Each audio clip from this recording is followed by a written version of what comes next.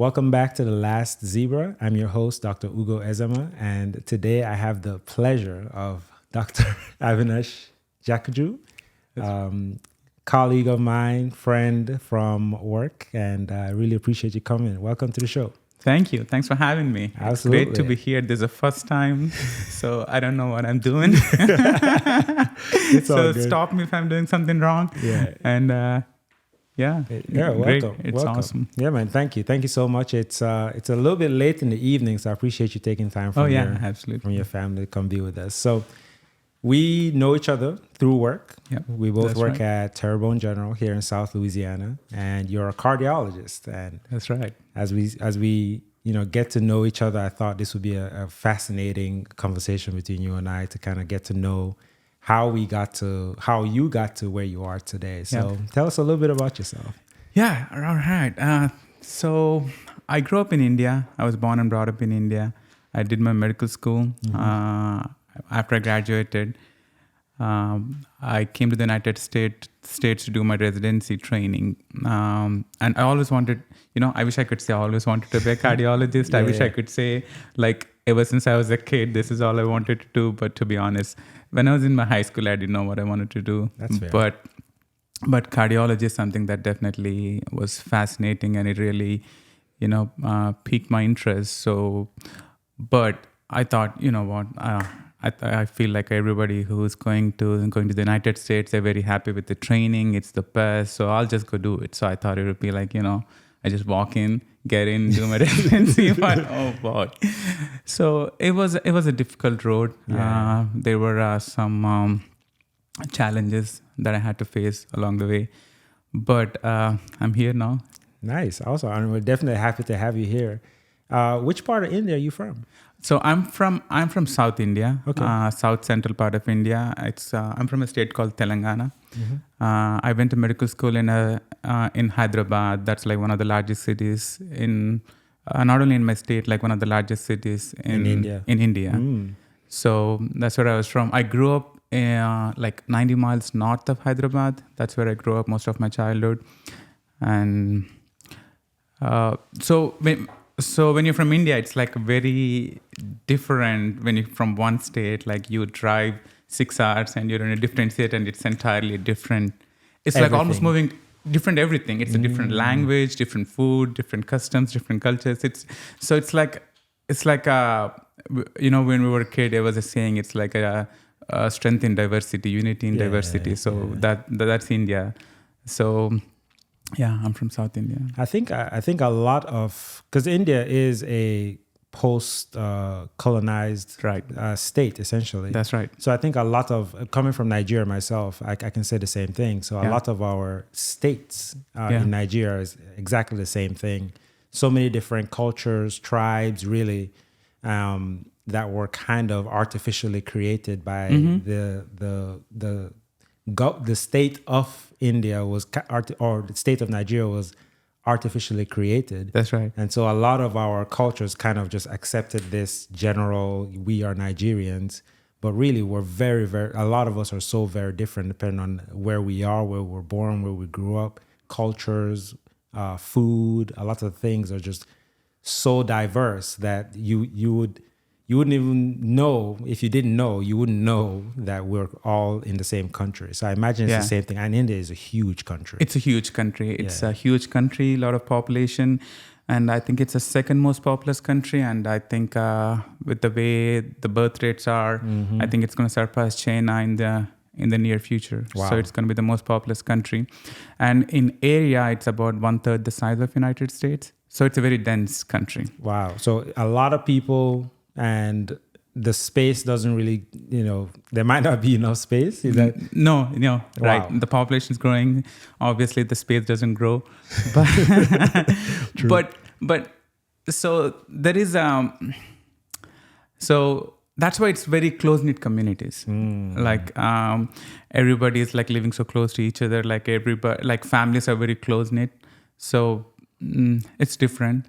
I was just talking to a friend of mine about some of the differences in cultural, some of the cultural differences between especially the Western world.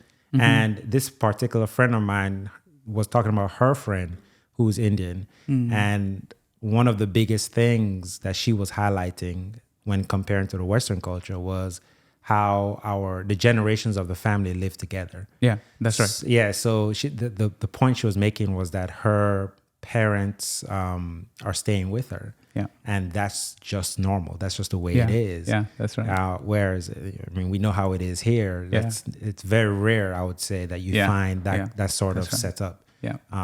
And I think that's really, really cool, especially when you're talking about how close-knit the communities, the families are. That's right. And that I'm sure that affects and contributes to how well a lot of those cultures produce some what you would say, high value individuals that are out here going about with high value jobs, et cetera, et cetera, et cetera. When did you know you wanted to be a doctor? That's a good question. It goes back to the earlier point I was making. Like, I didn't know what I wanted to do in my high school. So, like, that time in India, like, when you want to be successful, you either want to be a doctor or an engineer. Right. And that's like, you only get two choices, pick one. Right. So I just picked to be a doctor. My dad was, he's retired now. He was zoology professor. Oh, wow. Yeah, so that's why I was into like animals and stuff. So that was my childhood, like growing up. My mom's a librarian, she's still working. So I used to like read a lot of books on like, human anatomy, life sciences and all those sort of things. So I really got me interested. But I also kept like a broad range of things that would interest me. I also liked reading about science fiction, physics, space, all those things. But, at the end of the day, when I was in my high school, I just wanted like what would make me more successful as far as whatever the definition of success goes. Like, well, I just want to have a good career. Right. That's essentially what led me into medicine. But when I first joined medicine, I want to say it took me some time to like really get into it, because initially there was a lot of, remembering stuff, like memorizing stuff. And it got me like, cardiology, there's a lot of critical thinking goes into it. A lot of specialties, critical thinking goes into it. But to get to that point, you have to learn a lot of stuff, memorize a lot of stuff, read a lot. And I was like very restless. Right. So, but eventually, like once I got to that point where I want to know, where I knew I wanted to do cardiology, that's where I really fell in love with medicine. And taking care of patients, obviously, is the best part of our careers. Right. And I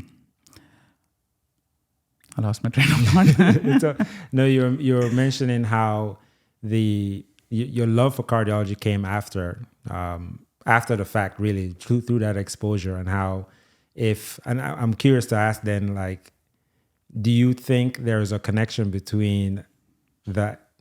Because your father was a zoologist, right? Yeah. Is that, because in my mind I'm thinking, how is that different from a veterinarian? Because it sounds more academic than maybe a veterinarian is. Like, is he a professor of zoology? Or something like that? Yeah. He was in academics. He would teach like college students. So I mean, that's why. When I would like go with him to his work, and I would see him like in the lab, like teaching students like dissecting frogs and stuff. So it like piqued my interest. I thought I wanted to be a surgeon first. Oh. Yeah, because you see just dissecting frogs, just because you want to get your hands dirty to do something. Yeah. But when you're a kid, things change as you evolve. My interest evolved, and but joining medical school was an interesting choice, because I just wanted to. It's okay. Again, I lost my train of thought. You said joining medical school, you just wanted to, I guess, in terms of getting exposed to what you wanted to do, which is obviously after you hung out with your dad. Yeah. I just wanted to do something cool, like cool stuff. Operate on, not on animals, operate on like people and stuff. But that's different than from, say, being a surgeon, right? So being a cardiologist is different from being a surgeon. That's right. How did you get to cardiology then from, after that kind of exposure? Because I can imagine surgery is very attractive, especially when you're, I think, in the media and in general, and as a medical student, the idea of being being hands-on, that kind of hands-on with almost any patient there's something to that kind of gets you excited. Yeah. And then you get exposed to surgery either through medical school or through your rotations or whatever it is, or whatever experience you get. And that, I think that makes a big difference between, it creates a separation for two people. Either you don't like it from that exposure, or you're just like, yeah, I love it. So lifestyle, you're waking up at 3, 4, 5 in the morning, you're going in, you're rounding, and you might stay there for who knows how long, 18, 19, 20 hours at work. That is very different from, not that different from cardiologists, because cardiologists are also on call, and you guys are, to some level, there's some interventional component to it. How did you go from, I'm really interested in this, the dissection aspect of it, being a part of that patient's care in a very intimate way, to internal medicine, because that's how you have to do before you go to become a cardiologist, and then to cardiology. So I think that happened pretty quickly after I joined medical school. When I went my day one anatomy class, I thought like when you go dissect a human body, it's gonna look like how it shows, how it would be in the movies or in anatomy books. But when you actually dissect, you know how it is, like a shriveled corpse. You barely can make out anything. I was like, oh boy, this is this is not what I thought. This is not what I thought. And there's like so much remembering stuff, and I was overwhelmed. And I don't know, it kind of like. But I was really enjoying at the same time, like physiology, reading about physiology and understanding how the human body works, like the mechanics, and that really like got me very interested. And like cardiology, I think it's like a lot of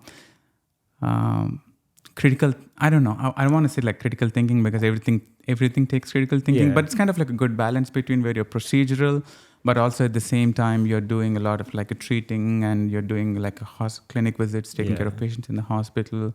So I think like it kind of gradually evolved over time. I think the way I think about medicine in general is, in my mind, I think of anatomy. So whenever medical students ask me for general advice, like how would you study for anything? And people study differently.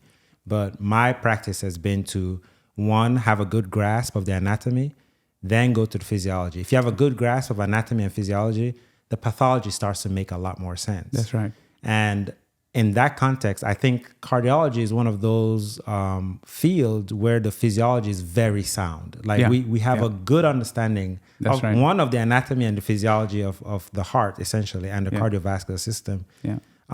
So the pathology then makes a lot of sense. It makes a lot of sense, like once you understand the physiology of it. Exactly. And also like my anatomy, my biggest problem with anatomy was like remembering a lot of stuff.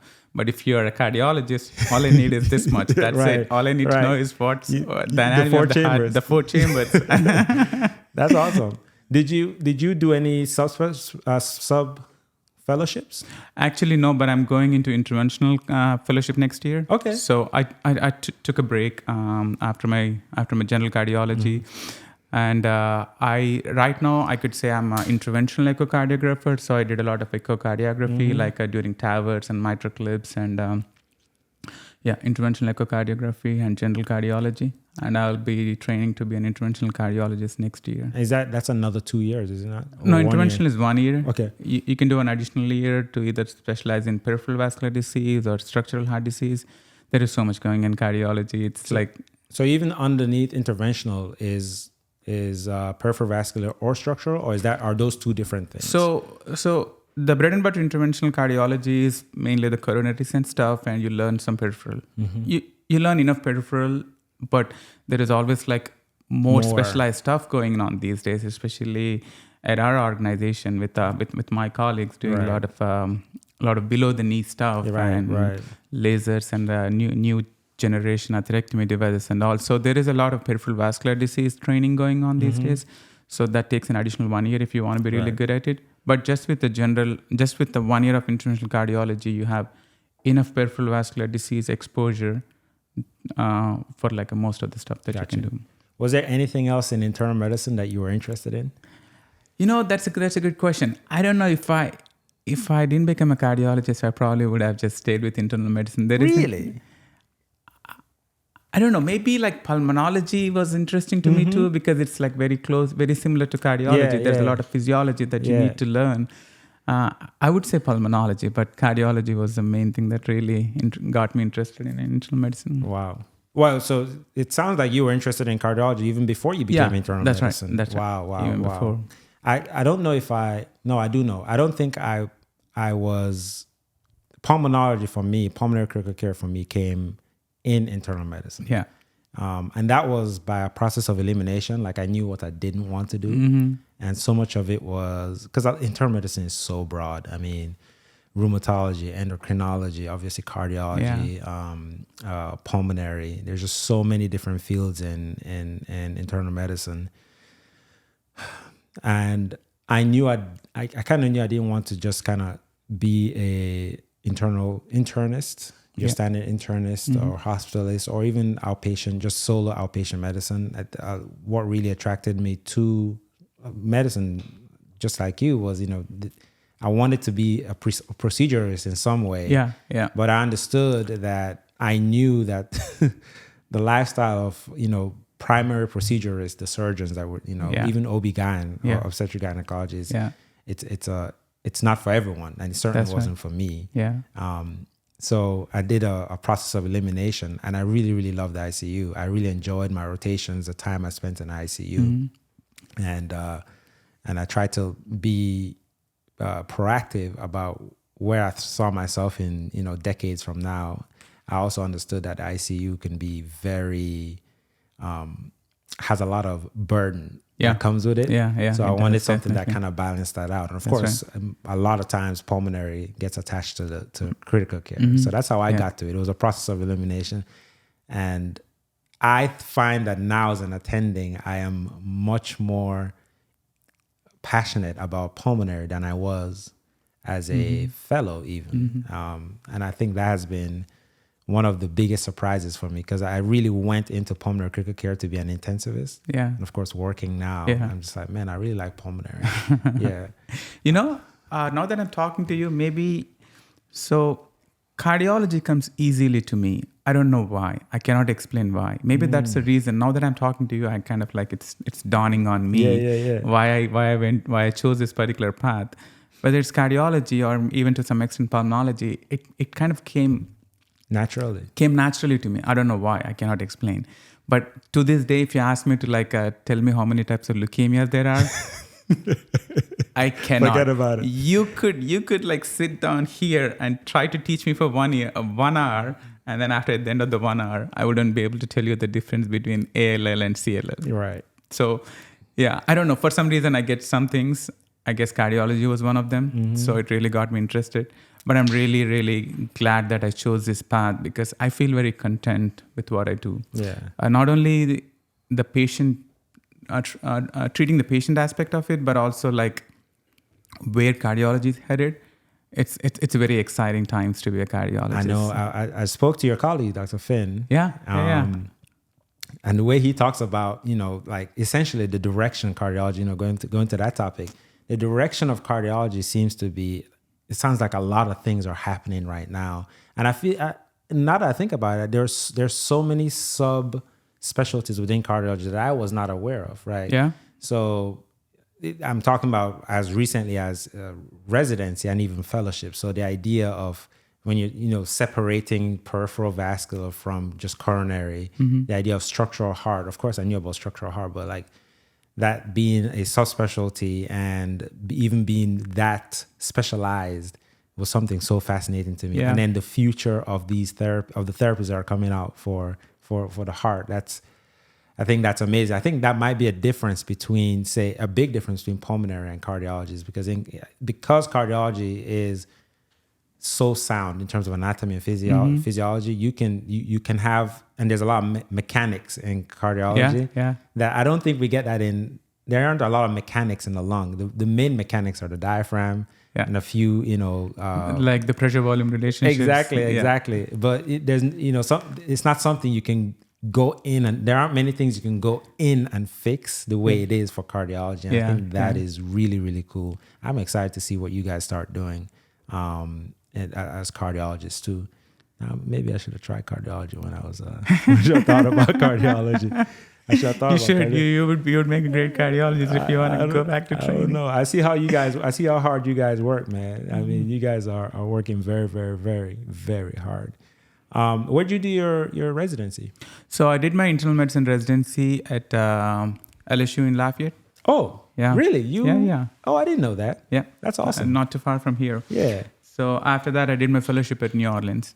At LSU. LSU. Yeah, LSU New Orleans. Okay. Oh, so you've been here. You've been in Louisiana. I've been in for quite a Louisiana bit. for quite a bit now, 2013. When I first moved to Louisiana to start my internal medicine fellowship. There were briefly a couple of years, 2 years, I was in Iowa working as a general cardiologist. I was a associate program director for a fellowship program there. I really enjoyed teaching. I really absolutely love teaching because, you learn in your fellowship. But when you're teaching, I felt like I learned more in those 2 years. I mean, I learned a lot at LSU. I mean, those guys were really great. But when I was an attending, I was forced to learn more because when you have to when you have to give a talk in the morning, you don't want to be like asked a question and you don't know the answer. Right. Also, you could take the old-timey way. Why don't you look that up and let me know? Oh, yeah. You can present on it tomorrow. Yeah. That's true. I think I have never gotten the chance to be fresh out of fellowship. I started a job that I'm at right now. Yeah. And I didn't do another friend of mine had the same feeling about his chief year because he did a chief year in residency. Yeah. And a lot of colleagues of mine that did chief year feel the same way, that experience of functioning in the role of an attending in academia really ignited something in them about their passion for teaching. That's right. Wow. So you were the assistant and this was a cardiology fellowship. That's right. This was a cardiology fellowship. I graduated 2019. That's when I joined this place in Iowa, Mason City. And I became an associate pro PD like 6 months into my training. So I always say this, like I'm from a family of 3 generations of teachers. Like my dad is a professor. My dad's mom was a teacher. Wow. Yeah, that was what in 1950s. My grandmother was a teacher. That was like a different India back then. So India got her independence in 1947. 1947, after India got independence, they had this like a 5-year plans where the first 5 years they really wanted to, they meaning government, the government of India wanted to like focus on literacy. So the literacy rates back then at the time of colonial India or immediately after independence were like mid-50s at the most. So they really focused on like, getting people getting the people to read and write and become educated. So I think during that times my grandmother was one of 5 children, all girls. So she went to school because there was like so much advocacy for teaching not just children but mainly girls because obviously there was like a lot of hurdles in like educating women during those times. So they were like one of the earliest people in my family who went to get education. Wow. And my generation, if we are successful right now, is because of those women or men at the time. They understood the importance of education in a society which was mainly agrarian there at the time, where people were just like farmers or laborers. And it was a very stratified society too. It is. That's a different topic. But there were like a lot of hurdles you have to overcome to become successful, to educate yourself. And that was a big aspect in our success. My generation's success right now is because women were able to go to school and get education. So my dad's mom was a teacher. My mom's dad was also a teacher. So I come from a family of teachers, and I always wanted to be a teacher in some way, and which capacity was fulfilled. Wow. Would you ever go back to that kind of role? I want to. I don't know when or where. I don't have any concrete plans. But I definitely. I mean, I'm still involved in teaching in one way or the other. Like I give talks at like this Louisiana conferences, and I sometimes get invited for guest lectures. So I do teach in some capacity, But when I was like a full-time faculty, I really enjoyed my time teaching. And that's the good thing about medicine too, is that most of the time you're actually doing there's always an opportunity to teach in medicine, right? So either it's like you said, either you're giving a talk to some colleagues or anybody else that works in the hospital, the nurses, for us the respiratory therapists, we have ample opportunity in almost any setting, even outside of academia, to teach. But there is something very different about teaching trainees, residents, and fellows. I imagine that's a very different experience, very different probably pressure, right? Because you could say that, because there were times when I would like stay up making presentations, and but my fellows really appreciated it, and that really kept me going. They were really appreciated the education they were getting, and it also helped me improve myself. Develop myself. Right. So I really enjoyed that time. What was Iowa like? You said Iowa, right? Oh, it's very cold. I forget what are the states that border Iowa, but all I know about Iowa is that it's one of those states that has a very formal shape. I don't know. It's like drawn with a scale on a map. So it's like Minnesota on north, and I think Nebraska is on the south, and Illinois on the to the left, to the east. I forgot what's on the west. Yeah, but Iowa was it was very cold, but people were great. I sometimes used to say it's very flat and featureless. It's not unlike Louisiana, because Louisiana, aside from the marshes, the only terrain you get here is the bridges that go over. That's right. There's like a really long bridges. But Iowa people were great. I really enjoyed my time there. It was my first time seeing snow. That was a good experience. That's awesome. For first year it was fun. But second year it was like, oh my God, when is this gonna end? No, Iowa was great. I really enjoyed my time. But my wife matched it here at Tulane for her radiology residency. So we moved back. So, yeah. Nice. I can't say I'll ever go to Iowa. I don't think anything would ever drag me there. It would have to be, I imagine for it would have to be something like a job or something like that would get me to, because it's rural. It's Midwestern, right? It's Midwestern. It's rural. A lot of agriculture, farming goes around, corn. And people used to say, whenever I say Iowa, they used to say, "Oh, potatoes." Right? I was like, that's "No, Idaho. that's Idaho. It's corn." That's Idaho.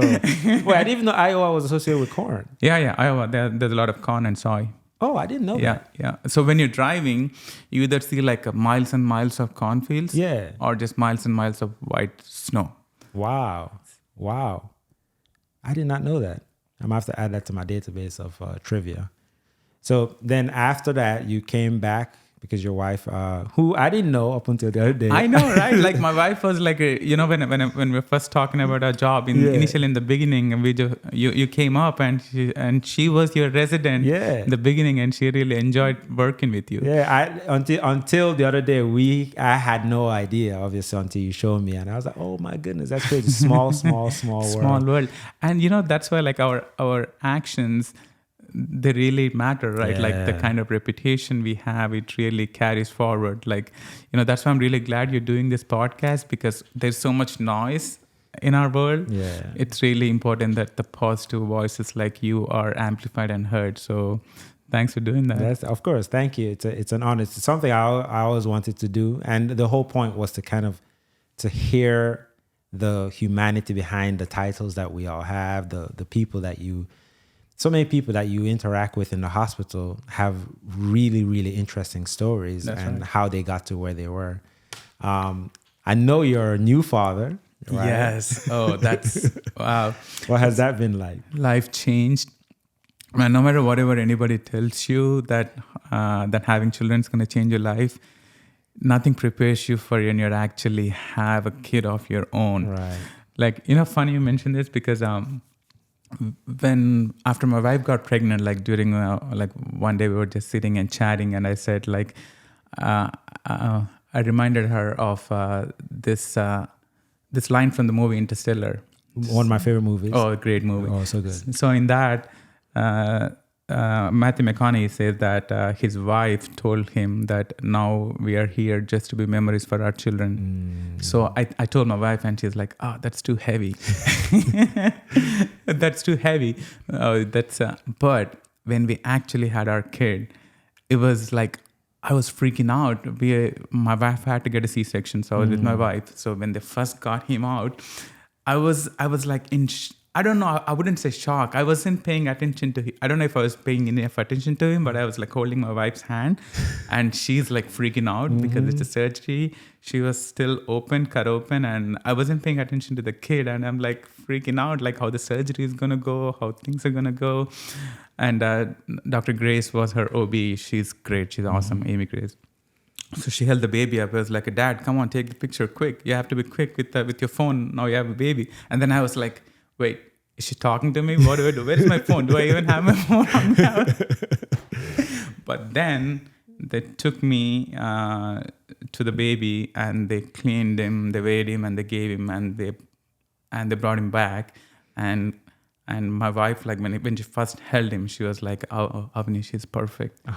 And then she said, like, "Yeah, now that our only job is to make memories for him." So like that, like a switch flipped in her. Like she instantly, like her life changed. Right. That's amazing. I think when my story for my firstborn, we had a daughter, my daughter who you just met today. Yeah, she's awesome. It's similar. So I say we, but my wife had to have a C-section as well, and very similar. I was more focused, and I don't know if part of it is because of my medical background, but I was really focused on her, and I was looking at the vitals. Yeah. But in that situation in particular, I was looking at the vitals, but I couldn't interpret it. I had no idea what was going on. Yeah. I've looked at vitals a million times. Yeah. But in that one situation, I was looking and I had no idea what I was looking at. I was just so confused. I was like, it felt like I was looking at a brand new. I agreed. It's a daze. Like you don't know what's happening. You're just like. It's so bizarre. And so I was just looking at her, and there, when Bijou was finally born, and she made on, they did the same thing, but I don't think I had my phone on me, but I got to hold her, and I was looking at her, and kids, they don't look the way they're supposed. They don't look the way they really look. Obviously, yeah. So at first, you're just like, "Yo, what is going on here?" Right? And then they cleaned her up, and I held her, and she was oh man, and she was really quiet, and feeling her underneath the warmth, the warmer, because I held her, and they brought her to the warmer, and it was so surreal. Like I'm a dad, but I will say this: I don't think I had I feel like mothers become mothers either when they know they're pregnant, or when the baby's born. Yeah. And I think that fathers become fathers at some point after that, after the baby's born. That's right. And it doesn't have to be. It doesn't necessarily have to be on the moment that you see your kid. It can be a little bit later. For me, it was a little later when it like hit me. Oh my goodness! And I'll tell you when exactly. Because for like the first few weeks, really, the first couple of weeks, really, the primary focus is on mom and baby. That's right. Right? Yeah. And you're just kind of this person that kind of, you need help. How can I help? You change diapers, and your function is kind of nebulous. You just, because the mom is taking care of the baby. Yeah. And it comes for the most part, there's this connection that there are no words to describe it. And you're not connected to that connection, right? At least that's the way I felt, right? So, I would just ask my wife, you okay? How can I help? I'd make a meal here and there. I know. You feel like you're a sidekick. You feel like you're not the main part of you're not the main guy. You're not the main guy at all, which is also the reason I think that most men aren't mature enough to have children when they're young. So I never thought of that. For that same reason, I think when that baby comes, and you really become secondary, right? And it takes a level of maturity, I think. Yeah. And to accept that and know that your role is now secondary. And of course, superficially, you're like, of course, the child is important. But really, the way it plays out, especially those at the beginning, no one is worried about that. Like people will come to your house and walk right by you. Yeah. And go straight to mom and the baby. Yeah, that's right. That's right.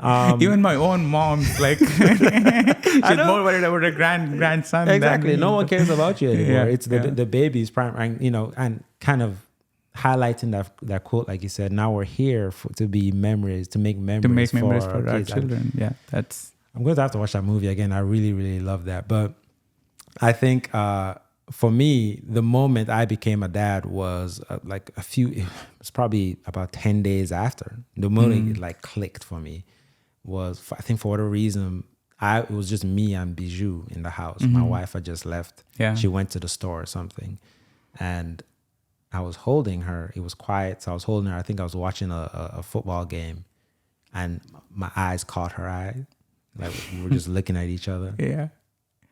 And I was just like, oh my goodness. Yeah. Your baby looking at you. And it's just, it's, I don't know. There are no words to describe it. You just have to feel it and experience it. And your life changes, your priorities change, your goals change. And now all I'm thinking about is like when it's old enough to, go outside and play, like what I'm gonna do. Yeah. I told my wife, as soon as you finish training, I'm gonna semi-retire. You work full time. And so you can get to spend some time. I can spend some time with my son. That's really cool because especially, and I feel like that's also different. I've spoken about this with another guest of mine, Dr. Gupta. He was my attending in residency, and we spoke a little bit about fatherhood and how important it was for him to, be present for his children, especially as a physician, because the job can, by nature of how it is, can actually consume you. Yeah. Right. So you have to be very deliberate about making time, especially if you want to be, I think in our generation, we're much more cognizant or much more aware of that. We see the previous generations of physicians, what that cost them. Right. That's right. And so I think as our generation, we're much more aware of that cost, and we try our best to kind of to mitigate that. That's right. I mean, it's really, really important to be cognizant of the things you mentioned, because those are fleeting moments. Like your kids grow up so fast and they achieve those milestones, and certain things, they only happen once. And if you miss this, you blink and life's going to pass. So, I mean, we have this in our profession or in many professions, we have this tendency to glorify, sleeplessness, working hard, and but we forget to emphasize on the really important things like, work-life balance, enjoying time with the loved ones. When we foster a culture where we glorify, let's say working hard, then people may be ashamed to come out if they're having like a burnout, and people may grow to hate their profession, or that could affect their personal life in other ways that they don't realize. So I'm always make sure that I sleep well. That's what I tell my wife. You sleep well, you enjoy time, you work hard, but you do everything. Right. I think, for so long, I felt like a lot of medicine, I didn't experience that part. I don't think many of us have now, where to work hard just for the sake of working hard. Yeah, exactly. It didn't have any true function or purpose, and it can be avoided even. Yeah, it can be easily avoided. Just with some proper planning. Exactly. But there was like a culture where you're like, you don't complain. You work 48-hour shifts, just don't complain, and that's what it means to be a doctor. But it doesn't necessarily have to be. You could have a proper work-life balance, because your well-being is also important for your patient's well-being. Absolutely. It's important for you, your family, and your patients. Exactly. I think it's important to put your best self forward, and to do that, you have to have a good balance. That's right. Yeah. Wow, that's pretty cool. What are your future plans? What do you have in mind? When I was in my fellowship, I just wanted to do it all. I wanted to be an interventional cardiologist, do structural, and do research, and come up with a new TAVR valve, whatnot. No, right now, I'm really passionate about interventional cardiology. That's really what I wanted to do. My grandfather, when I was a young kid, he died of an MI. That was in 1996 in rural India. He woke up with chest pain and there was no 911 to call. He just went back to sleep. That morning he was like getting ready to work, and around like 9 o'clock, he just like that. So must have had VFib or something, cardiac arrest. So now I know what happened. Back then, I didn't know what happened. So yeah, interventional cardiology is always a little personal to me. Saving somebody's life in those crucial moments, it's very meaningful to me. Yeah, interventional cardiology for sure. After that, I really want to spend time with my kid, and hopefully have more kids. Maybe a girl baby. I know we have one of each now.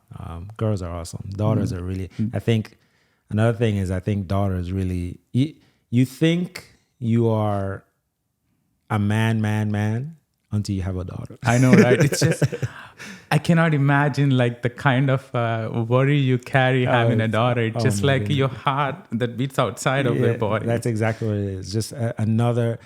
I've said this a million times. I am not the father I thought I would be, and it's my daughter that like really brought. I'm a lot stricter. I'm a lot, because I'm terrified of the world. I know. You just when you have a kid, especially a girl baby, it's just changes the way you look at the world. Like every little thing. Oh my God! It's you see something on news and be like terrified. You just like have to stop what you're doing and be like, calm yourself down or like it's a game changer. Yeah.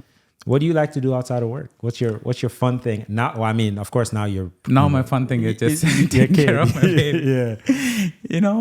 I haven't done much lately, but I used to enjoy playing cricket. As a kid, I played a lot of cricket, watched a lot of cricket. I still do. And after moving to the United States, I watch like other sports too now, like basketball, football. Obviously, you cannot live in Louisiana without watching football.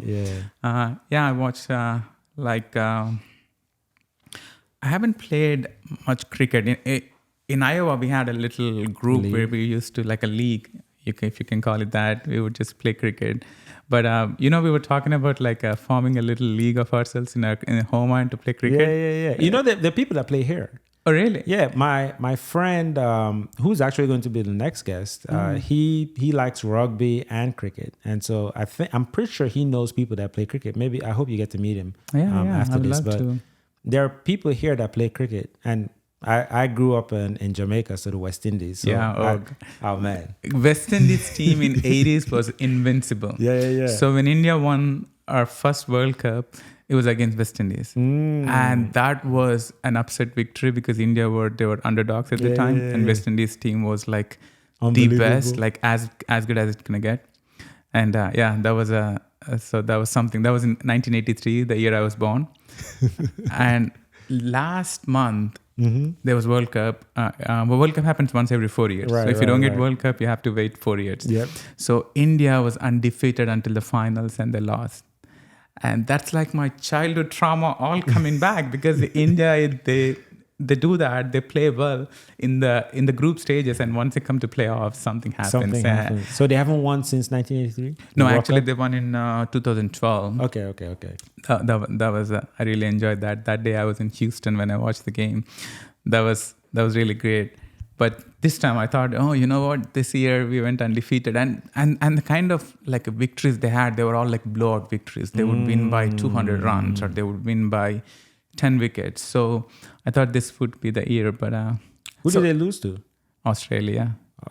Australia, they always bring up their A game like at the end. Initially they are like, I don't know if they don't pay attention or if they don't really care much, but initially they don't do that well. But then towards end they play like their life depends on it. So Australia, England, Sri Lanka, Bangladesh, India, West Indies. Those are the good teams. Yeah, those are the really South Africa. Oh, South Africa. South Africa is another good team who they never won a World Cup, but they always come close. What do you think about because I grew up with Test and One Day, but no, is it Test cricket? Test is a classic form of cricket. It's played over 5 days. Yes. 5 days. Yes. You hear that? Like you watch basketball. I know, for 5 days. I still can't believe that because it's fading away, right? Like it's fading away. It's mainly like it's still considered the classic form of cricket, but it's mainly played for the sake of records. Yeah. Nobody watches them that much anymore. Right. Yeah. So the test is the classic form of cricket. It's played over 5 days. And then the shorter form of that was, it's called One Day International, where you play like 50 overs each. Yep. 1 over is 6 pitches. So it's like a 300 pitches game. It's still a long game. It's still a long game. day, It still takes up to like 7 hours to 8 hours. So for my generation, One Day International is a classic form of cricket. Right. So that's what World Cup is played as in that format. And after that, in like 2010s, they came up with a much more condensed form. It's called 2020. Yeah. So 2020 cricket is pretty much became like the mainstay of cricket right now. It's like the mainstream cricket. And there is even shorter. There is Shorter like than 2020? Yeah, there is like a T10. There is like a league in Abu Dhabi. They have like a T10 cricket, like a 10 overs. Just 10 overs? Just 10 overs. It's just 60 pitches. But I don't think that became that Popular. That popular. No, it's still the 2020 is like the main form of cricket now. The IPL, right? That's what it's called? IPL is a Premier League in India. Yeah. And that's the main cricket league, right? That's where most people play, don't they? Like all the professionals, a lot of them play in the IPL. That's right. Yeah. IPL probably is one of the most well-paid leagues and one of the most famous leagues. IPL. Is Chris Gale still playing? Oh, you know what? I haven't.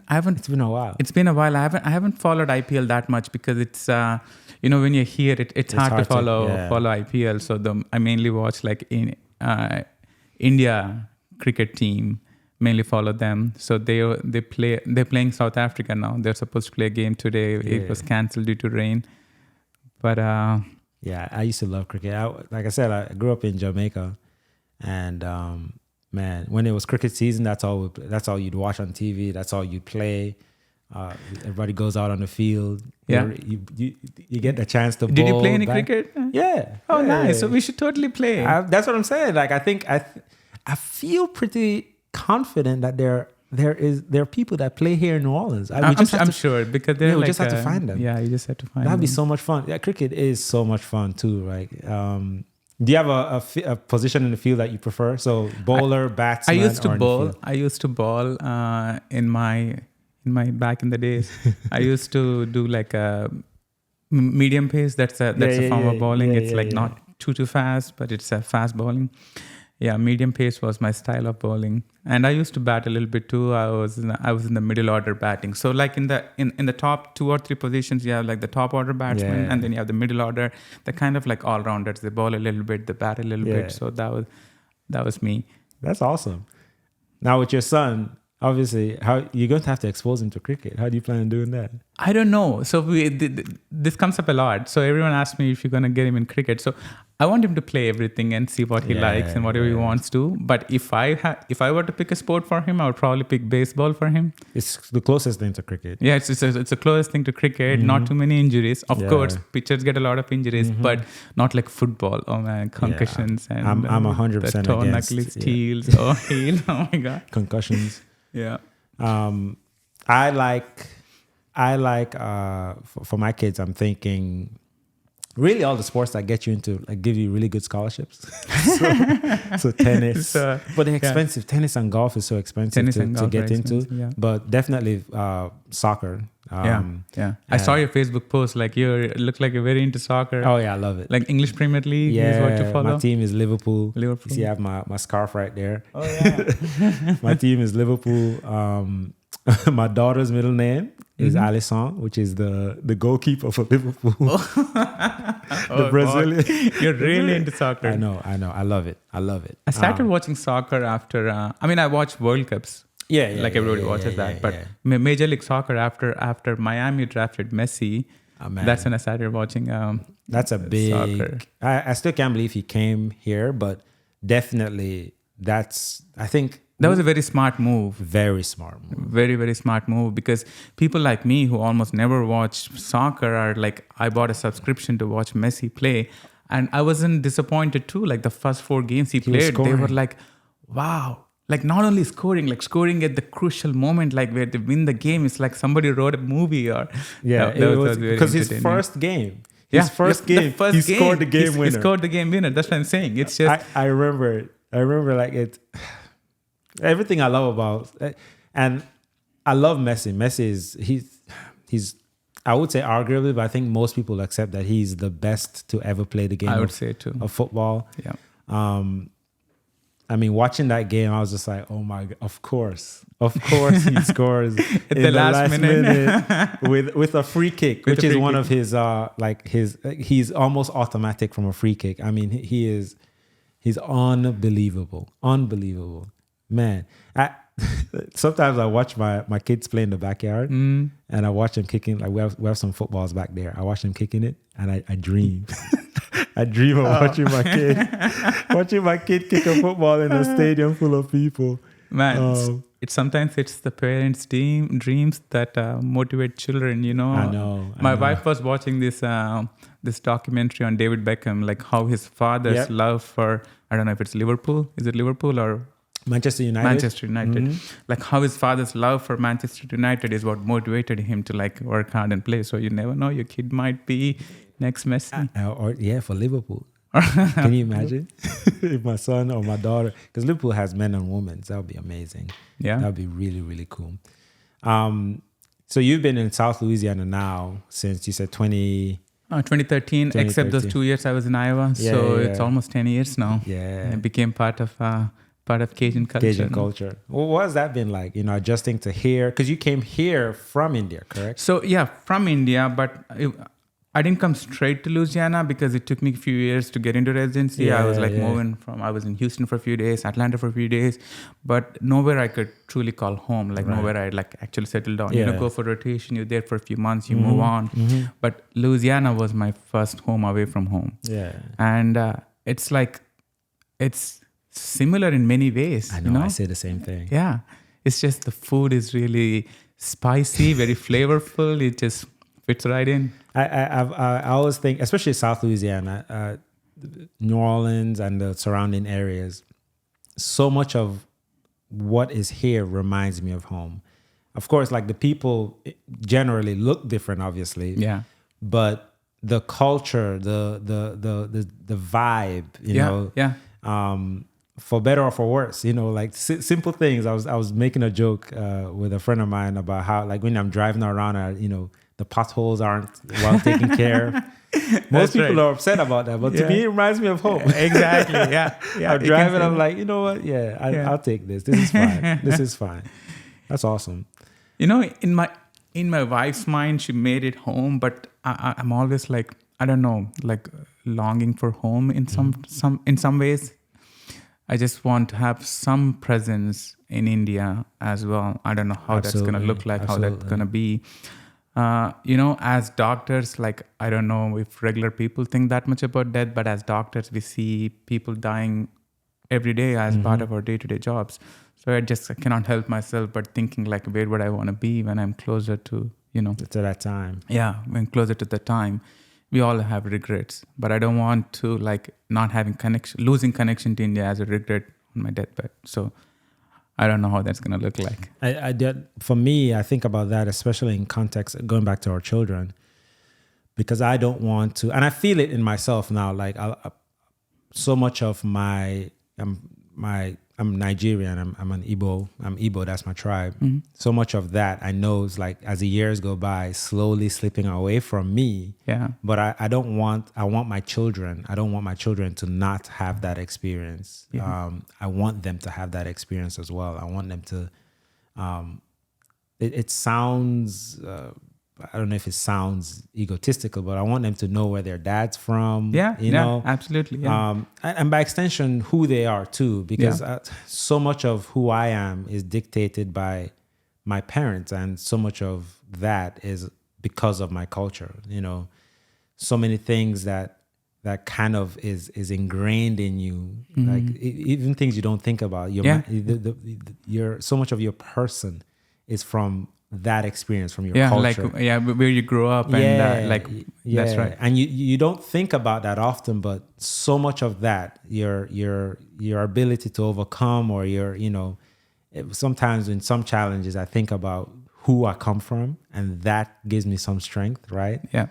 And I want my kids to have that foundation, or at least that strength in their in where they come from. Yeah. That'd be really cool. So I can definitely relate to that. I hope to have some presence in my in Nigeria, especially for my kids and my kids' kids. Hopefully, I'm around for all of that. Yeah. I think that'd be really, really nice. So I definitely can relate to that. Like growing up in India and not having everything kind of drives you in many ways. Yeah. As opposed to, I don't know if I can provide everything for my kid, but I'm thinking like whatever he wants, he'll get. It's kind of different when you're like, I don't know, when you look at American movies, it's just so many comforts and everything. You go in a car anywhere you go. But growing up in India, I was always fascinated by, what kind of luxuries or right, and even things you don't think are luxuries is a luxury, right? Yeah. Things that I've gotten so accustomed to right now, things you take for granted, and so much of it is easily taken for granted, right? And that's important to remember, right? So, and it frames the way you talk to people, not just talk to you, the way you interact with people is when if you ever take the moment to step back and accept so much of your life that is full of luxuries, how you interact with people makes a big difference, because that's right. Not everyone has that, right? That's right. And even in America, not everyone has the luxuries that I have, and it's important for me I always try to remember that and have that in context. It informs the way I interact with everybody, like just to be kind. Yeah, just to be kind. Just to remember when you're judging somebody that not everybody had the privileges or the things you have access to. Not everybody had them. Just to have that context on life, it's really important. Absolutely. So I really hope I'm able to provide that for my kids. So I think about that often as well. I hope that we provide a good framework for them to have that context. That's right. Yeah, I agree. That's awesome, man. Well, thank you so much. Wow, time flew. See, it's not that bad, right? I was freaking out when you asked me. I was like, wait, what am I going to talk about? Like, I don't have much to talk about. It's not bad. And you said you'll keep the conversation growing. And thanks a lot for having me. I really appreciate it. Yeah, I hope we get to do it again. Yes, when you're much more famous in the future, remember, I'll ask you to invite me again. Absolutely. You have a seat at the table for sure. Thanks. Thank you so much. Of course. All right. How'd we do? How long was that?